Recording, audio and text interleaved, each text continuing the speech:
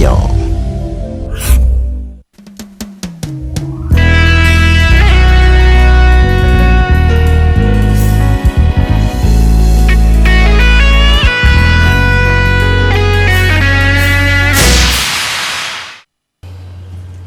Très chers téléspectateurs, encore une fois de plus, merci de nous recevoir chez vous, au travers de la chaîne TPT+, dans le cadre de notre émission « La Bible au recto et au verso ».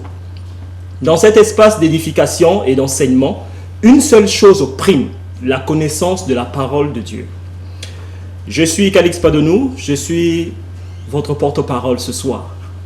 Et suivons avec attention, et dans le cas où vous aurez des questions, par rapport à tout ce qui se dira sur le plateau ce soir, sachant que notre thème qui était prévu, c'est Éphésiens 4, mais nous allons développer un peu par rapport à la préoccupation de certains de nos téléspectateurs. Nous allons insister un peu sur le cadre de la prière. Je rappelle les numéros, je pense qu'ils s'affichent au bas de votre écran, mais nous le précisons quand même pour ceux qui peut-être auront des problèmes de vue. Il s'agit du 04 439 23 34 et du 06 462 67 43. Donc ce soir nous recevons encore une fois de plus le pasteur Lévy et le pasteur Berveli, je crois. Merci beaucoup. Alors par rapport à la préoccupation de certains de nos téléspectateurs, est-ce que vous pouvez d'entrée de jeu d'abord nous faire un petit résumé de notre séance précédente lorsque nous avons parlé de la prière, ce qui concerne la définition par exemple. Évangéliste Berveli. Merci pour la question. Je rappelle au peuple de Dieu que la définition de la prière, nous définissons la prière comme étant une soumission idiomatique et sans condition aux lois et principes d'une divinité. Voilà donc la définition de la prière selon ce que l'homme de Dieu a reçu. Ah d'accord. Mais nous avons rencontré quelques personnes et certaines personnes nous ont appelés. En fait, il y a quelque chose qui semble être un peu pas trop clair. Parce que cette définition de lois et principes, mais nous avons quand même, lorsque nous nous basons par exemple sur, dans la Bible, le livre de Philippiens au chapitre 4, lorsque l'on nous précise que faites connaître vos besoins à Dieu par des prières, des supplications, avec des actions de grâce. S'il s'agit de prières comme étant soumission, mais quel est le rapport finalement entre les deux? Ça devient un peu flou. Pasteur Lévy. Bien, merci. Encore une fois de plus, je salue les téléspectateurs, ceux qui restent accrochés, scotchés à cette émission, la Bible au recto et au verso, et à l'équipe technique qui ont rendu encore possible l'émission de ce soir. Véritablement, nous disons ceci et nous le reprécisons. Vous savez que la question de la prière et la question de l'Église est une question de vie ou de mort. Nous avons à travers le monde des témoignages qu'il y a de ces hommes qui se disent hommes de Dieu, entre griffes, qui ne le sont pas, qui sont en train de racketter le peuple de Dieu. Vous allez voir par-ci, on va dire des enveloppes, quelqu'un d'autre viendra pour dire il faut faire des jeûnes et prières de 100 jours. Comme j'ai entendu de l'autre côté, quand il y avait une maman qui s'appelait Maman 100 jours, il y a de ceux-là qui soumettent les enfants de Dieu dans des jeûnes. Mais déjà, oui, je rappelle en passant que vous savez que la première nourriture ou encore le premier médicament d'un malade, c'est la nourriture. Et donc, quand quelqu'un est malade, que vous lui forcez de jeûner, c'est déjà grave, médicalement parlant. C'est pourquoi je rappelle que la question de la prière est une question de vie ou de mort. Toi qui me suis ce soir, il ne faudrait pas que nous puissions aller à l'église pour voir les spectacles, pour s'attendre à des miracles. Déjà, le miracle ne sauve pas. C'est la parole de Dieu qui sauve. Parce que la Bible dit, au commencement était la parole était avec Dieu, cette parole était Dieu. Cette parole s'est faite chair. Et Romains chapitre 1 verset 16 dit, je n'ai point honte de l'évangile, c'est la puissance de Dieu pour le salut de quiconque croit. Et donc au fur et à mesure que la connaissance de la parole rentre au-dedans de l'enfant de Dieu. Ça constitue une puissance dans la vie de l'enfant de Dieu.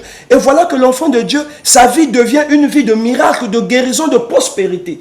Ce n'est pas l'agitation du pasteur qui stipule le miracle ou encore qui introduit le miracle dans la vie d'un enfant de Dieu. Mais c'est sa foi, la réception des principes et des lois qu'il reçoit. Donc je reviens pour dire ceci. Nous, comme venait de dire l'évangéliste Bervelli, nous définissons la prière comme étant une soumission sans condition aux lois et aux principes d'une divinité. D'ailleurs, je prends l'exemple du peuple d'Israël parce que je l'ai dit la fois passée que dans la Bible, nous n'avons que 2 testaments. Et le premier testament est basé sur une alliance. Et cette alliance, c'est la loi. Quand Dieu traite l'alliance avec le peuple d'Israël par Moïse, Dieu leur donne la loi. Et la Bible dit, celui qui mettra cette loi en pratique vivra par elle. Je n'ai jamais vu dans la Bible, nulle part, où le peuple d'Israël, Dieu, vraiment nous avons besoin de se marier, nous avons besoin de ceci. Que le peuple d'Israël était en train de faire des jeûnes et des prières ou de se torturer, comme on dit ici, prière qu'on ne comprend pas la définition, pour recevoir quelque chose. Non. Mais quand le peuple d'Israël avait besoin de quelque chose, il se tournait vers Moïse le prophète, et c'est Moïse qui soumettait à Dieu, il dit, tu m'as envoyé, voilà le peuple a tel problème. Et ce que Dieu disait au prophète Moïse, c'est ce que le peuple appliquait. Mais, vous allez voir, en général, pour que le peuple de Dieu puisse être en communion, en relation avec Dieu, pour que tout ce qu'il faisait puisse réussir, ils étaient obligés de respecter la loi donnée par Moïse. D'où la puissance de la prière ne vient pas par des paroles que nous prononçons. La puissance de la prière, l'efficacité de la prière, c'est pas les jeûnes et prières, c'est pas de s'affliger, c'est pas de s'agenouiller, de prier avant de manger ou avant de dormir comme nous le faisions. Mais la puissance de la prière réside dans l'obéissance des lois et des principes d'une divinité. Voilà, papa, Calixte, c'est en cela qu'un enfant de Dieu qui me suit, qui peut recevoir un envoyé de Jésus-Christ, bien sûr, et qui lui donne les lois et les principes divins, en ce moment-là, l'enfant de Dieu qui respecte ces lois, comme je l'ai toujours dit, il n'aura plus besoin de jeûner, il n'aura plus besoin de prier avant de dormir, de prier avant de manger, parce que ça ne sert à rien. La Bible dit, si Christ est pour moi, qui sera contre moi? Or, ce même Christ dit, celui qui m'aime garde mes commandements. Quand je garde les commandements de Christ, Christ habite en moi. Et si Christ habite en moi, quel est le démon qui viendra me troubler? Si Christ habite en moi, quel est le problème que j'aurai que Christ ne connaît pas? C'est cela que nous voulons faire connaître aux enfants de Dieu. Et donc nous avons donné la définition de la prière comme étant une soumission sans condition aux lois et aux principes d'une divinité. À la question posée, pour terminer, d'Éphésiens 4, si vous pouvez faire la lecture. Éphésiens 4. Philippiens 4. Philippiens 4. Autant pour moi. Philippiens 4. À partir du verset 6. Faisons un peu la lecture de... La Bible déclare ceci. Ne vous inquiétez de rien, mais en toute chose, faites connaître vos besoins à Dieu. Allez-y. Par des prières et des supplications, avec des actions de grâce. On s'arrête là. Vous voyez le problème, comme nous disons que, monsieur le présentateur, vous savez, beaucoup de gens s'élèvent dans des églises, déjà qu'ils appellent des églises que moi j'appelle des aquariums, que j'appelle des vergers, que j'appelle des kiosques. Ces hommes s'élèvent là, appellent les enfants de Dieu pour les raqueter. Quand nous lisons Philippiens 4, verset 6, la Bible dit, en toutes choses, faites connaître vos besoins à Dieu par des prières, accompagnées des actions de grâce et des supplications. Alors on s'arrête là, on ne continue plus, on s'arrête là. Le verset s'arrête là. Et on appelle les enfants de Dieu. Dieu dit, faites connaître vos besoins. On ajoute même, la Bible dit, tout ce que vous demandez en mon nom, cela sera, je vais vous le donner. Et on est là, on commence à se mettre, on appelle l'action la prière. Moi j'appelle ça demander, parce qu'il y a une différence entre prier et demander. Oui, on commence à demander, Dieu, vraiment, tu avais dit dans ta Bible, nous avons besoin de ceci, nous avons besoin de cela. Et en ce moment on dit que nous accomplissons les Écritures. Je dis non. Si nous pouvons continuer la lecture, parce que quand nous faisons la lecture, ce n'est qu'un envoyé de Jésus-Christ qui a le droit, premièrement, d'ouvrir une église et de conduire les enfants de Dieu. Et c'est l'unique qui a le droit de lire la Bible. Sinon, quand tu n'es pas envoyé de Dieu, quand tu lis la Bible, tu amènes le peuple de Dieu à la perdition.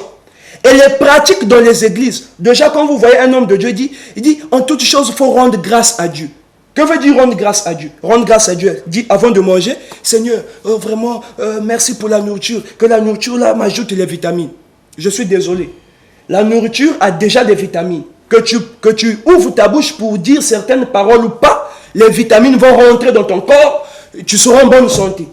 C'est pas le fait avant de dormir, Jésus, vraiment maintenant je commence à dormir, sois avec moi. Si vraiment nous sommes forts, les enfants de Dieu, quand nous prions avant de dormir, comme nous disons, moi je dis demandons, quand nous demandons avant de dormir, deux fois la même nuit là, que tu as demandé avant de dormir, là, tu vois encore c'est des combats.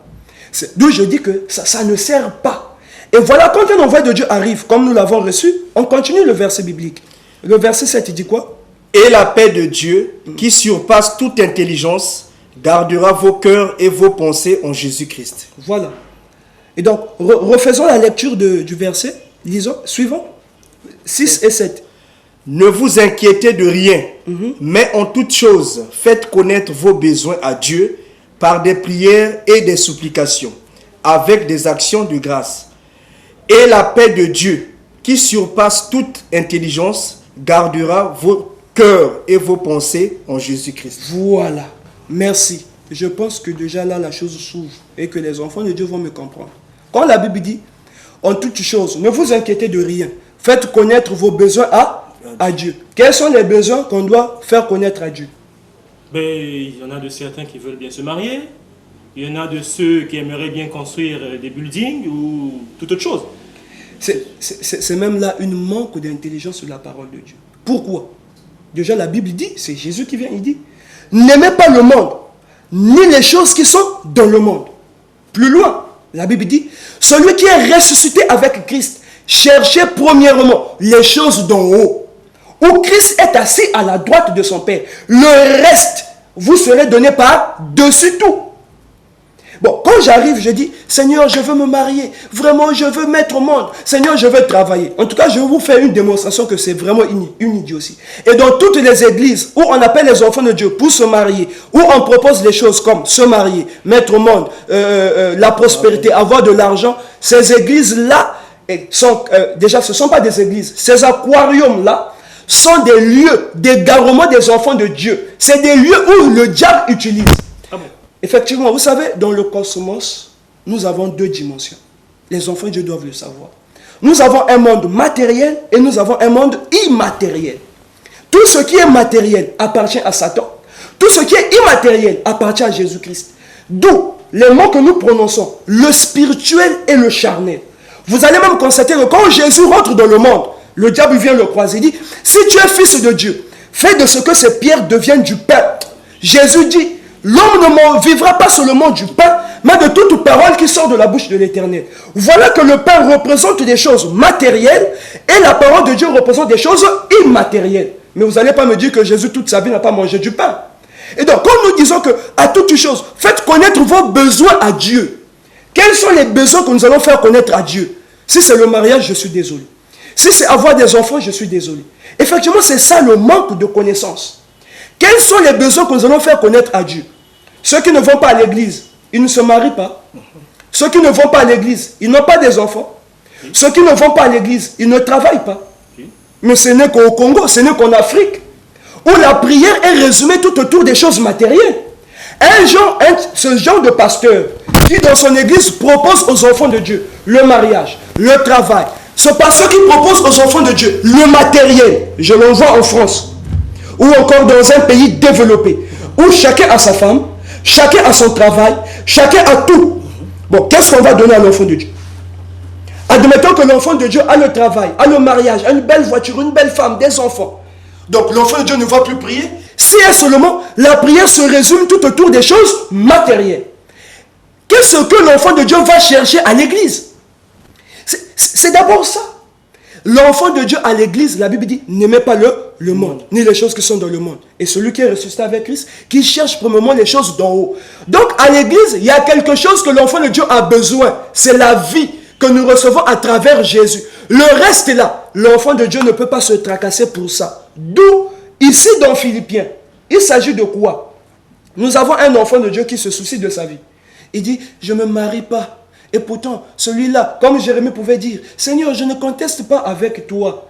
Je sais que tes jugements sont justes. Mais pourquoi la voix des méchants prospère-t-elle? Et là, je dis que Jérémie, quelque part aussi, a montré, a révélé ses faiblesses. Quelque part, il a contesté avec Dieu. Pourquoi la voix des méchants prospère-t-elle? Mais effectivement, là, Jérémie s'inquiétait, quelque part, parce que pour lui, sa vie n'allait pas, plus que le méchant. Mais le méchant a une divinité, lui aussi, il a une divinité. D'où même la définition de la prière, je vais revenir. Et donc, vous allez constater qu'un enfant de Dieu a quelque chose, premièrement, qu'il doit recevoir de son Dieu, ce n'est que la vie. En ce moment-là, les choses matérielles, ce sont des choses qui arrivent au fur et à mesure qu'on a déjà reçu Jésus-Christ. Dès que j'ai un enfant de Dieu qui s'inquiète parce qu'il ne mange pas, parce qu'il ne boit pas, parce qu'il n'a pas des enfants, ça devient pour lui comme quoi? Comme une charge, comme un fardeau. Est-ce qu'il peut servir Jésus? Non. En ce moment-là, s'il me manque quelque chose, quand je viendrai vers mon Dieu, Seigneur, regarde ce qu'il me manque, regarde ce qu'il me tracasse, en pleurant parce qu'il me manque le mariage, en pleurant parce qu'il me manque le travail, la Bible dit que la paix de Christ, qui surpasse toute intelligence, gardera votre cœur et vos pensées en Jésus-Christ. Déjà, le fait que tu puisses avoir une femme ne va pas faire que tu puisses avoir la paix. Quand un enfant de Dieu a besoin d'avoir une femme ou le mariage, mais après l'enfant de Dieu, il n'a pas de paix tant qu'il n'a pas le mariage, tant qu'il n'a pas le travail. Mais dès que l'enfant de Dieu, vous allez lui donner le mariage. Après le mariage, il aura encore besoin d'autre chose. Donc, les choses du monde, bien aimés, les choses du monde ne garantissent pas la paix. Mais la paix de Jésus-Christ, c'est quoi? C'est que quand vous avez un envoyé de Dieu, c'est pas celui qui te dira que la Bible dit faites connaître vos besoins à Dieu. Donc, dites à Jésus que vous n'avez pas le mariage, dites à Jésus que vous n'avez pas le travail. Dès lors que vous dites ça, l'homme de Dieu vient pour te dire, ces choses-là sont périssables. À chaque chose, à chaque jour suffit sa peine. Il faudrait donc que nos pensées se détachent de l'amour des choses charnelles et que nos pensées soient gardées où? À Christ.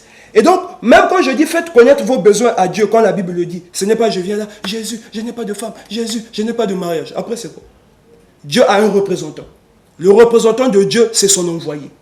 Quand un enfant de Dieu a quelque chose, a un problème, a un souci, il voit l'envoyé. Ton pasteur, celui qui se dit envoyé, c'est lui le représentant de Dieu, va le voir, pose-lui le problème et qu'il donne la solution. En ce moment-là, la solution c'est quoi? Le peuple d'Israël, quand quelque chose n'allait pas, ils voyaient Moïse. Et quand Moïse interrogeait son Dieu, Dieu donnait une solution. Et donc, si vous venez voir un envoyé de Dieu, quand vous avez ce genre de problème, il te dira que la Bible dit n'aimez pas le monde, ni les choses qui sont dans le monde. Dès que tu te détaches des choses du monde, tu verras que ça ne sera pas pour toi un fardeau. Tu vivras comme ça. Que tu es une femme, que tu n'es pas une femme, tu n'as rien de moins, tu n'as rien de plus. Tous ceux qui ont des femmes, mais ils n'ont que des problèmes de plus. Celui qui dit que je dois travailler, après avoir travaillé, il y a d'autres besoins. Donc, les choses du monde, je le répète, ne garantissent pas la paix. La vraie paix, nous le trouvons en Jésus-Christ. Et dès que je viens, je dis ces choses-là, Jésus te dit, abandonne ça, n'aimez pas le monde, je te donne ma paix. Quand la paix de Christ rentre dans ton cœur, tu te tracasses plus de rien, tu cherches plus de rien. Au fur et à mesure que tu avances avec Christ, la chose que tu ne cherchais pas, tu reçois cela. Et à la suite, nous avons beaucoup de témoignages. Quand tu recherches le mariage, le diable t'écarte. Quand tu recherches les choses du monde, le diable te capte par ces choses. Mais quand tu laisses poursuivre Jésus, donc tu recherches premièrement les choses d'en haut. Et quand tu trouves les choses d'en haut, principalement, qui n'est autre que la vie, le reste viendra tout seul. Voilà un peu ce que je pouvais dire à ce sujet. Pasteur Lévy, je pense que vous êtes très avancé, vous êtes pasteur, mais je pense que ceux qui sont en train de nous suivre ne sont pas pasteurs, et je pense ne sont peut-être pas docteurs de la Bible, en dehors peut-être de certains pasteurs qui peut-être seraient en train de nous suivre actuellement. Mais pasteur Lévy, est-ce que vous pouvez, avec des mots un peu plus simples, c'est vrai que vous avez développé un grand nombre de choses, mais en fait, quelque part, j'ai un peu du mal à vous suivre. Est-ce que vous pouvez développer de manière un peu plus simple cette affaire de faire connaître vos besoins à Dieu par des prières, des supplications et la paix de Dieu, tout ce qui a été dit? En fait, quelque part, c'est un peu un paradoxe parce que comment est-ce que nous faisons pour vivre actuellement? Nous avons besoin de ces choses pour vivre. Mais comment est-ce que nous devons faire pour vivre si nous ne devons pas porter attention sur ces choses? Comment nous faisons pour nous nourrir, les maisons à payer ou à construire? Est-ce que vous pouvez, avec des mots un peu plus simples, des mots, comme on dit terre à terre, pas des mots pastoraux, mais des mots un peu plus simples pour essayer de nous faire comprendre à nous tous, très chers téléspectateurs. Nous aimerons tous essayer de comprendre de manière un peu plus simple et directe. Je vous comprends. Je vous comprends. D'abord, ça sera premièrement une question. Est-ce que nous allons à l'église pour bien vivre? Pourquoi allons-nous à l'église? Jusqu'à présent, nous allions à l'église pour aller prier. C'est ce qu'on nous a toujours enseigné. Comme ce qui est écrit quelque part dans la Bible, David disait, mon corps est de la joie quand on me dit d'aller à la maison de l'Éternel. Si nous allons à l'église pour aller prier, qu'est-ce que la prière? On revient toujours à Éphésiens 4.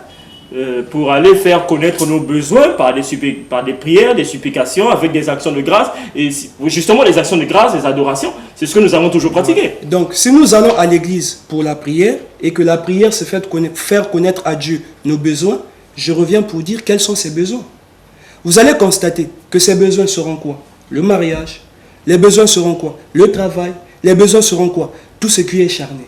D'où les enfants de Dieu ne vont pas à l'église pour trouver Jésus-Christ, pour l'adorer, mais les enfants de Dieu vont à l'église pour satisfaire la chair. En ce moment-là, il n'y a pas prière. En ce moment-là, il n'y a pas d'adoration. D'où aujourd'hui le diable s'incarne dans l'église. Le diable égare les enfants de Dieu. Parce que les enfants de Dieu vont à l'église, non pas pour adorer une divinité, mais ils vont à l'église pour trouver des solutions à leurs problèmes. Si nous recevons, nous, à l'Assemblée chrétienne d'évangélisation, celui qui cherche des problèmes, nous allons d'abord lui démontrer que le problème qu'il a, c'est lui-même en fait qui crée ce problème. Parce que vous savez, Jésus c'est une divinité. Satan aussi est une divinité. La Bible dit, ne vous inquiétez donc de rien, en toute chose, faites connaître vos besoins à Dieu, par des prières, avec des actions de grâce et des supplications.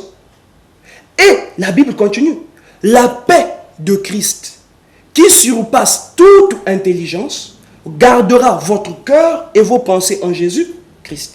Déjà, la paix de Dieu surpasse ton intelligence à toi. Quand tu demandes à Dieu, j'ai besoin du mariage, est-ce que c'est le mariage qui te convient en ce moment-là? Quand tu demandes à Dieu, j'ai besoin du travail, est-ce qu'en ce moment-là, c'est le travail qui te convient? D'où nous disons quand le peuple, les disciples de Jésus, a demandé à Jésus, comment devons-nous faire pour prier?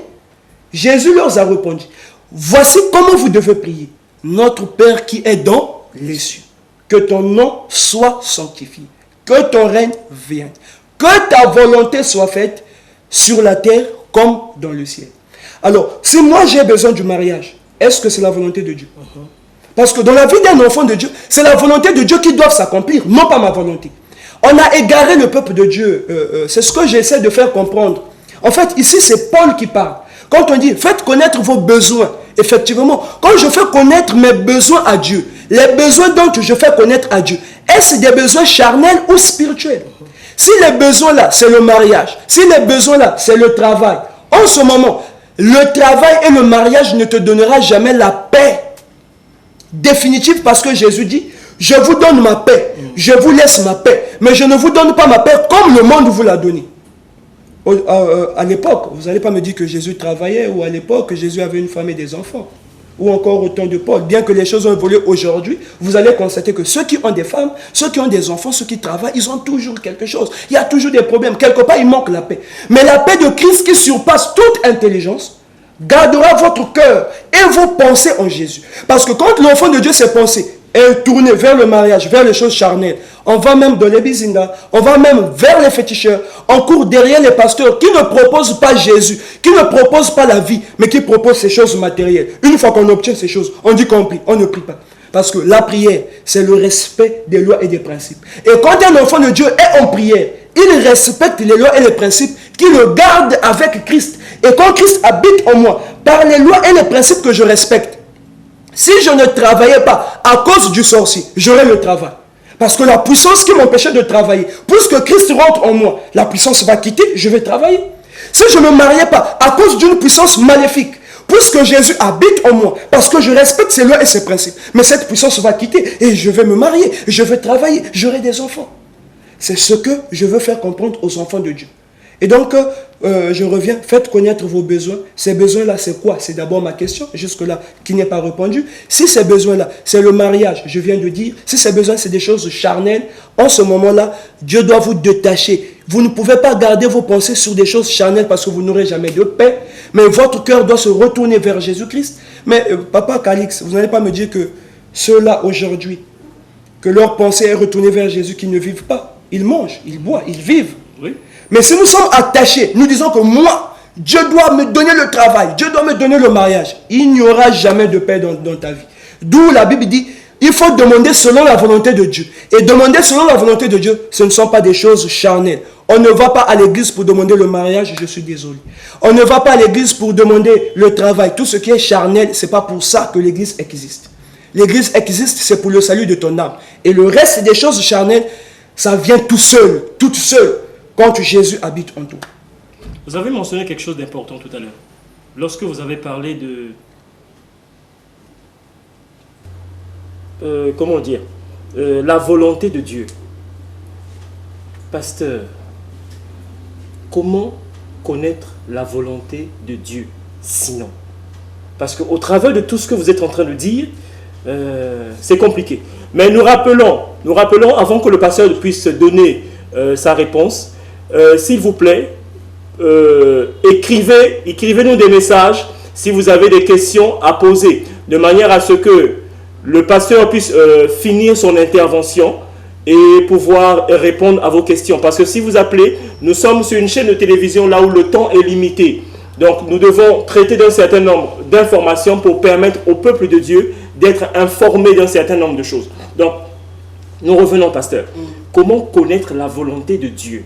C'est une grande question. Et pour répondre très vite à cela, la volonté de Dieu, nous ne pouvons pas la connaître si nous n'avons pas connu l'envoyé de Dieu. La Bible dit, celui qui vous reçoit, me reçoit.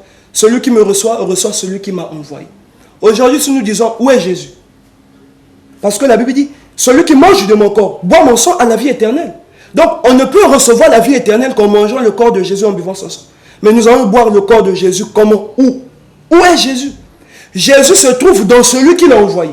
Et le vrai problème aujourd'hui, c'est de savoir comment reconnaître celui que Jésus a envoyé. Donc, la volonté de Jésus, pour répondre à la question, c'est de reconnaître celui que Jésus a envoyé. Dès que je suis en face de celui que Jésus a envoyé, de lui, je peux avoir la volonté de Jésus. C'est pourquoi vous allez constater que le peuple d'Israël, toutefois qu'ils rencontraient des difficultés, qu'ils avaient des problèmes, ils accouraient vers Moïse. Et c'est de Moïse où sortait la volonté de Dieu. Donc la volonté de Dieu ne peut pas sortir parce qu'il dit, je dors, j'ai fait un songe dans une église quelconque comme ça, c'est tout. J'ai fait un songe et j'ai vu que la femme de ma vie c'est elle. C'est faux. La volonté de Dieu vient de l'envoyer. Et souvent nous devons reconnaître une chose, que le diable nous parle aussi par des songes. Certes Dieu nous parle, mais le diable nous parle aussi par des songes. Donc même interpréter le songe, ce n'est pas donné à n'importe qui. D'où nous avons besoin d'un conducteur. Et le conducteur, c'est l'envoyé de Dieu. Et c'est de lui que sort la volonté de Dieu. Ah, c'est assez particulier. Mais c'est vraiment pas simple. Nous avons des messages? Nous avons des messages. Nous avons le 06 567 57 47 qui dit, pasteur, mais comment laisser ces choses matérielles? Comment laisser ces choses matérielles? Nous avons aussi ici, le 06 986 03 19. Nous avons ici, il dit, bonjour pasteur, il y a longtemps que j'ai commencé à vous suivre. Vous parlez toujours d'un envoyé. C'est qui cet envoyé? Et donnez-moi un verset dans la loi et un verset dans la nouvelle alliance qui parle de lui. Je commence par répondre à cette première question. Je vous en prie. La question. Donc c'est le 06 986 03 19. Il dit, il y a longtemps que j'ai commencé à vous suivre et vous parlez d'un envoyé. C'est qui cet envoyé? Pouvez-vous nous donner un verset biblique dans la loi et dans la nouvelle alliance qui parle de lui? Cette question, je ne peux pas la répondre maintenant sur le plateau parce que le thème, c'est la prière. L'envoyé, il est bien là, il est bien présent. Nous le disons que c'est l'envoyé Aimé Michel Chitembo. Vous savez qu'un envoyé de Dieu doit avoir un message, un peuple et une mission. Si la Bible ne l'annonce pas, ce n'est pas un envoyé de Dieu. Et nous avons même dit qu'un envoyé de Dieu a un peuple propre à lui. Quand un pasteur s'élève pour dire « Dieu m'a envoyé vers les païens », c'est faux. L'apôtre des païens, c'est Paul. L'apôtre des Juifs, c'est Pierre. Et quelqu'un qui s'élève aujourd'hui, avant d'annoncer le message, doit situer vers quel peuple Dieu l'a envoyé. Si le peuple là, c'est les païens ou les juifs, c'est faux. Il doit avoir un peuple propre à lui. Et le peuple, ce n'est pas les Brazzavillois, les Ponténégrés, le Congo. Assemblée chrétienne du Congo, on dit donc, je suis envoyé vers les Congolais. C'est faux. Le peuple, dans la Bible, nous avons que deux peuples. Nous avons les nations et les juifs. Mais s'il y a un envoyé aujourd'hui, il doit nous révéler quel est son peuple. En ce moment-là, nous allons connaître qu'il vient de Dieu. Et le message qu'il apporte doit être un message jamais connu, jamais prêché. Et le message-là doit correspondre avec le souci ou le problème que mine le peuple. Donc voilà un peu à cette question. Donc déjà, nos références sont là. Le frère peut nous joindre après, nous allons répondre à sa question. Déjà, j'ai donné les éléments de réponse. Et nous avons le 06 plutôt, 567, 57, 47 qui dit, pasteur, mais comment laisser ces choses matérielles? Comment laisser ces choses matérielles? J'ai dit ceci, même Pierre qui était avec Jésus, il dit, Seigneur, nous avons tout quitté. Qu'est-ce que nous aurons au retour? Parce que quelque part, Pierre était avec Jésus, disait que mais nous avons tout quitté, mais qu'est-ce que nous allons gagner? Jésus répète, personne n'ayant quitté sa femme, ses biens, ses enfants, personne ayant quitté ces choses-là, la même personne recevra ces choses-là au centuple à une seule condition. Si tu as premièrement reçu Jésus, si tu as premièrement affranchi la phase de la réconciliation, tu es sauvé, tu as Christ. Et le reste de ces choses, tu vas recevoir ces choses. D'où dans le monde, nous avons deux divinités, je le dis. Personne ne peut s'élever. Si ce n'est pas Satan qui élève, c'est Jésus qui élève. Si ce n'est pas Jésus qui élève, c'est Satan qui élève. Et donc, les choses matérielles, nous ne pouvons pas nous mettre dans ces choses matérielles. La première des choses d'un enfant de Dieu sur terre, c'est de reconnaître l'envoyé de Jésus. Dès que je trouve l'envoyé de Jésus, qui me donne la vie, les choses matérielles, au fur et à mesure que nous avançons, nous n'allons plus demander, nous n'allons plus chercher cela. Jésus sait, la Bible dit, Dieu lui-même sait que vous en avez besoin. La Bible le dit, Dieu sait que vous en avez besoin. Nous avons besoin pour vivre sur la terre de ces choses. Mais ces choses n'est pas notre priorité. Notre priorité, c'est Jésus. Notre priorité, c'est la vie. Et après, ces choses viendront toutes seules. Et cela ne dépendra pas plutôt de notre volonté. Voilà comment répondre à la question de ce frère. Bon, deux préoccupations. Je vois qu'il y a un auditeur qui apparemment insiste à appeler. Nous allons exceptionnellement quand même recevoir cet appel. Je vous en prie. Oui, allô? Alors, bonjour pour moi. Bonjour. Donc, je suis d'accord vraiment avec toi. Ce que vous avez dit tout à l'heure. Parlez un peu fort, on ne vous suit pas bien. Donc, je vais dire que je suis d'accord avec vous. Très d'accord avec vous. Si vous êtes en Christ, si vraiment que Christ habite en vous, réellement ça c'est vrai ce que vous avez dit. Et les choses matérielles, ça viendra seul. Je suis vraiment d'accord avec vous, pasteur. Merci beaucoup, que Dieu te bénisse. Merci, pasteur. Merci beaucoup, que Dieu te bénisse. C'est le frère qui, le nom? C'est le frère Rodrigue. Le frère Rodrigue, merci.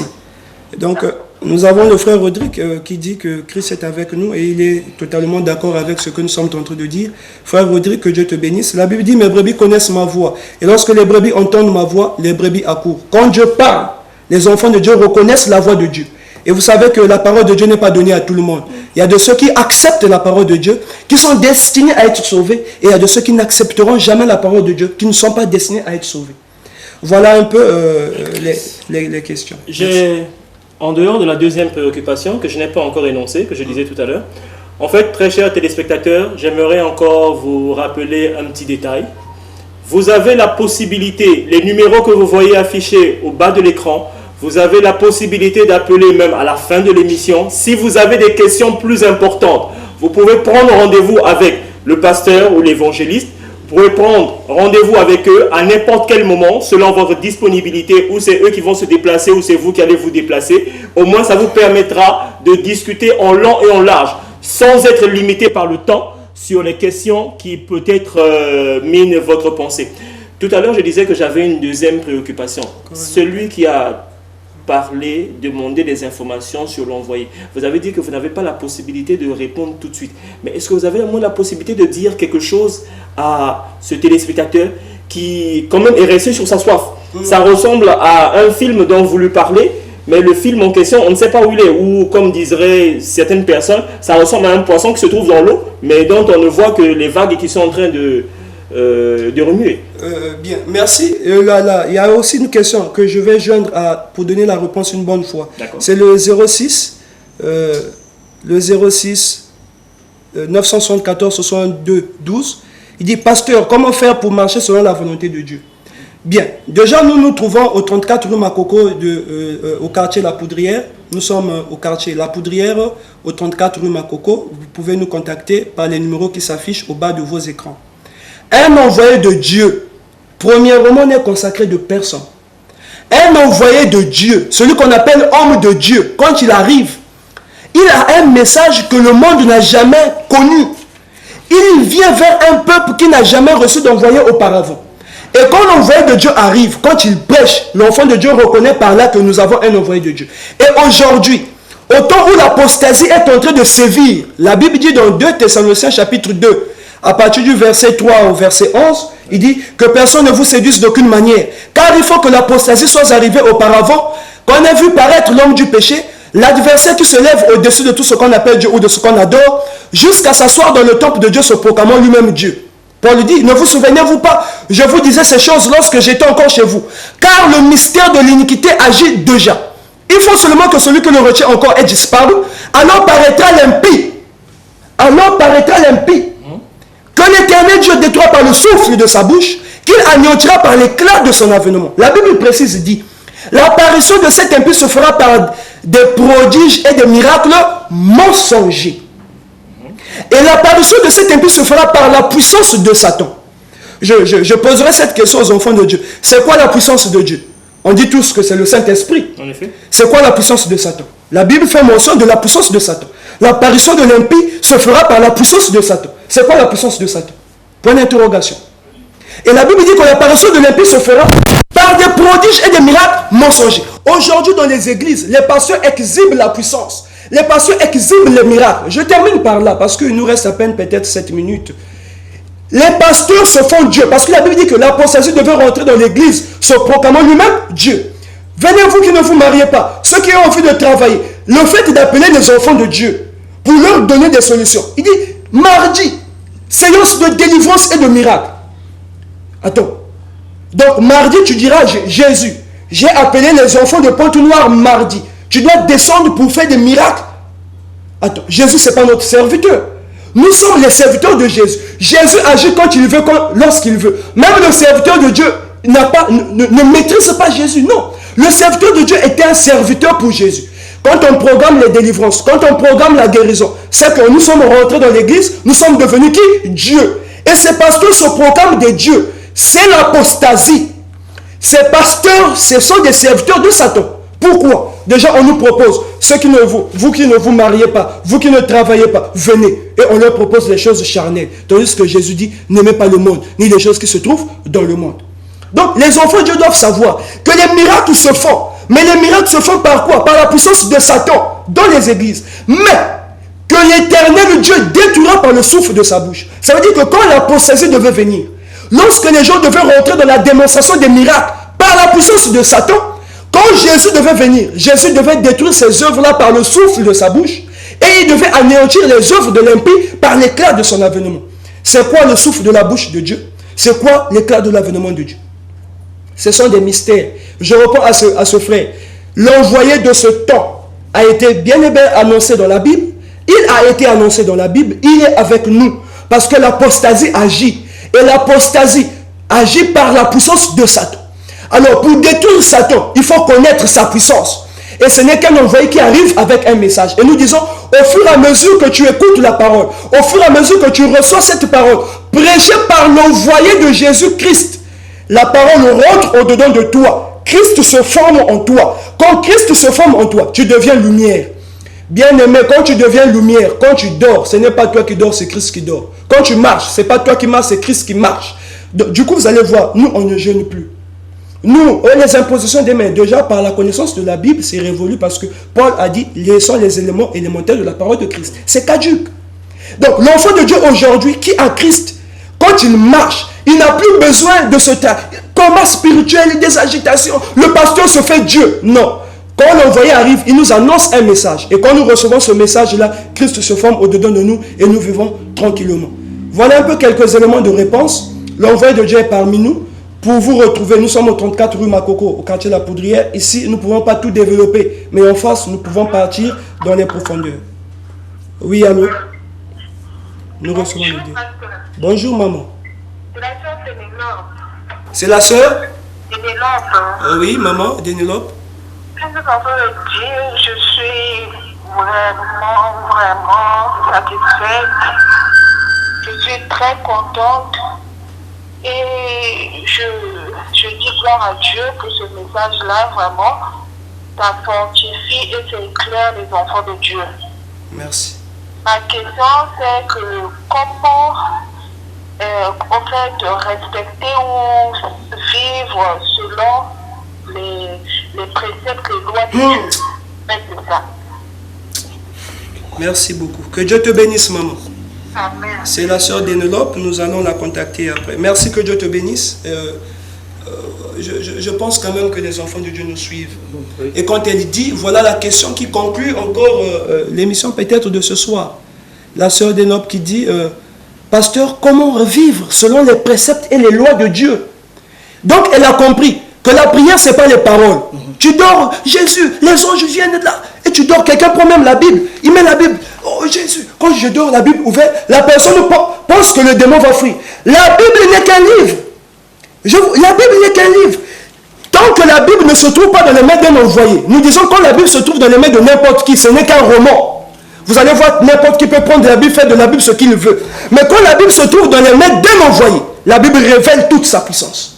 Et la parole de Dieu, quand la parole de Dieu rentre dans l'enfant de Dieu, ma soeur, tu dois ressentir dans ton corps la puissance du Saint-Esprit. Ça se vit, ça se ressent. La parole de Dieu, ce n'est pas des fables. Nous sommes arrivés au temps de l'accomplissement de la parole de Dieu. Et par anticipation, je dis, la Bible dit que les dons cesseront. La parole de Dieu demeurera éternellement. Tout simplement parce qu'il devait arriver un temps où le diable devait rentrer dans l'église. Le diable devait se manifester avec la puissance de Satan à travers les dons. Nous sommes au temps de la manifestation de la parole de Dieu. Et cette parole, pour que Christ rentre dedans de nous, la prière n'est autre que le respect des lois et des principes. Maintenant, comment respecter ces lois et ces principes? Déjà, je rappelle, ces lois et ces principes, ce n'est pas la loi de Moïse. Ces lois et ces principes, c'est quelle loi? D'où j'ai dit, le mystère se cache dans comment reconnaître l'envoyé de Dieu. Quand l'envoyé Moïse est arrivé vers le peuple d'Israël, il leur a annoncé la loi. Il dit, celui qui mettra cette loi en pratique vivra par elle. Et le peuple d'Israël, quel que soit le combat qu'ils devaient livrer, quand ils étaient en harmonie avec la loi, ils étaient plus que vainqueurs. Donc les enfants de Dieu doivent savoir ce soir, dès que vous recevez un envoyé de Jésus, c'est lui qui vous annonce les principes et la loi que vous devez respecter. Quand vous vivez, vous respectez ces lois et ces principes, Jésus se forme en vous. Et quand vous marchez, c'est Christ qui marche en vous. Et j'aimerais encore déjà ajouter, si vous dites quelles sont ces lois et ces principes, je ne peux pas vous les détailler maintenant sur le plateau. En ce moment-là, j'appelle ces téléspectateurs à nous joindre, à nous rejoindre au 34 rue Makoko, quartier La Poudrière. Nous irons dans les profondeurs. Parce que le temps est venu. Vous savez, si vous n'êtes pas avec l'envoyé, vous êtes perdu. Parce que la Bible dit, celui qui n'assemble pas avec nous, disperse. Voilà un peu ce que j'allais dire. Et pour terminer, maman, vous m'avez touché, que Dieu vous bénisse encore une fois de plus. La chair et l'esprit sont deux entités opposées. Vous allez voir qu'aujourd'hui, si je meurs, vous direz que mais le pasteur Lévi nous a quittés. Tandis que mon corps est là. Donc, si nous sommes à deux, c'est comme si lui, il est l'esprit, moi, c'est le corps. Mais lui, vous ne le voyez pas parce qu'il est au-dedans. Mais le jour que je vais mourir, le corps se sépare de l'esprit. C'est l'esprit qui va au paradis. Le corps vous enterrez. Le corps a ses désirs. L'esprit a ses désirs. Le corps veut faire l'impudicité. Le corps veut être ivre. Le corps veut faire l'adultère. Le corps veut la voiture. Le corps veut une belle maison. Mais l'esprit n'ira pas avec la maison au ciel. L'esprit n'ira pas avec la voiture au ciel. Donc je vais à l'église. Le corps appartient au diable parce que le corps reste sur la terre. Mais l'esprit appartient à Jésus. Je vais à l'église. Au lieu de chercher les biens qui vont accompagner l'esprit au paradis, je cherche les biens de la terre qui vont accompagner le corps dans la poussière. C'est pourquoi nous disons quand Jésus arrive, il donne la vie à travers sa parole. Quand tu reçois la parole, c'est l'esprit qui se transforme. Quand l'esprit se transforme, quand tu dors, même quand le diable arrive, Le diable ne te voit pas toi, il voit Jésus caché en toi. Faute du temps, nous avons beaucoup de choses à développer. Nous penserons que prochainement, nous reviendrons pour aller un peu plus au détail. Merci. Merci beaucoup, Pasteur Lévy, évangéliste Verveli. Très chers téléspectateurs, encore une fois de plus, merci à tous les intervenants. Merci à tous ceux qui nous ont suivis dans le silence et qui peut-être n'ont pas posé de questions. Mais encore une fois de plus, au travers des numéros, vous pouvez appeler, même à la fin de l'émission, à n'importe quelle heure, prendre rendez-vous avec les pasteurs ici présents et pouvoir discuter de ce qui serait important avec vous.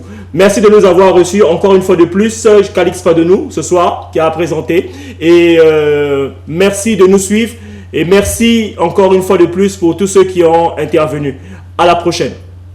Merci.